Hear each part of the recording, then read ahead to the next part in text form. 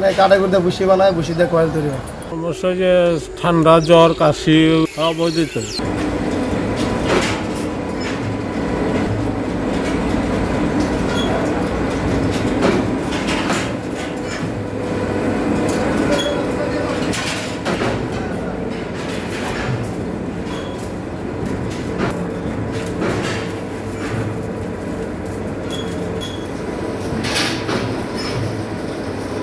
দেশ জুড়ে তোলপা Waals and fridge কিনে আপনিও হয়ে যেতে পারেন মিলেনিয়ার।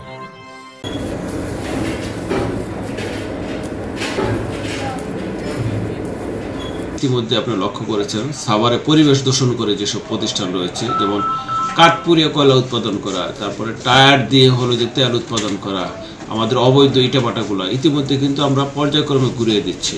তা আপনি এটা আমাদেরকে নজরে এনেছেন, আমরা পর্যায়ক্রমে আমাদের হলো যে অনেকগুলো প্রতিষ্ঠান রয়েছে যেগুলো পরিবেশের ক্ষতি করে, তা আমরা পর্যায়ক্রমে প্রতিটা প্রতিষ্ঠানকেই, প্রতিটা ব্যক্তিকে যারা পরিবেশ দূষণ করে তাদেরকে আমরা আইনের আওতায় নিয়ে আসবো।